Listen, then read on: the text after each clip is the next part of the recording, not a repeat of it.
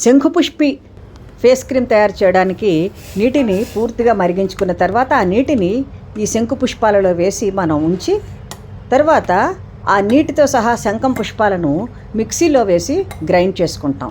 తర్వాత దానిని వడగట్టుకొని ఒక బౌల్లో తీసుకుంటాం. దానిని వడకట్టిన దానిని ఒక కంటైనర్లో వేసి ఉంచుకుంటే ఫేస్ ప్యాకులు అన్నీ తయారు చేసుకోవడానికి ఉపయోగపడుతుంది.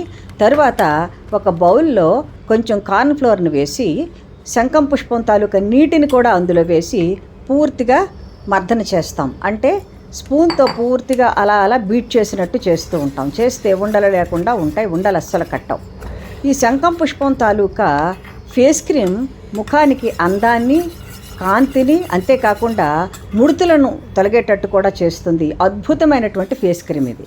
తర్వాత ఈ మిశ్రమాన్ని డబుల్ బాయిలింగ్ మెథడ్లో పెట్టి పూర్తిగా అలా అలా కలిగి తిప్పుతూ దగ్గరకు వచ్చేటట్టు చేస్తాం. దగ్గర పడిన తర్వాత మాత్రమే దీనిని మనం ఉపయోగించగలుగుతాం. ఈ వీడియో తాలూకా పూర్తి ఇన్ఫర్మేషన్ కావాలంటే మా పెద్ద వీడియోను కూడా చూడండి. లింక్ మేము కమెంట్ సెక్షన్లో పెడతాం. ఈ విధంగా కలిగి తిప్పిన తర్వాత ఇది దగ్గర పడుతుంది.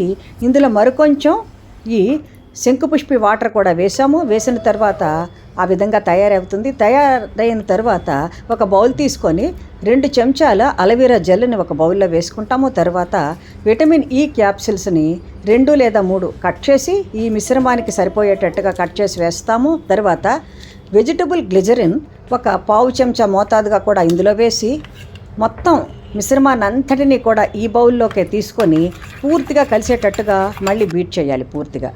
మరి కొంచెం శంకుపుష్పి వాటర్ని కూడా వేసి పూర్తిగా బీట్ చేసిన తర్వాత ఈ విధంగా చక్కటి క్రీమ్గా తయారైంది. చూడండి ఎంత అందంగా ఉందో. దీనిని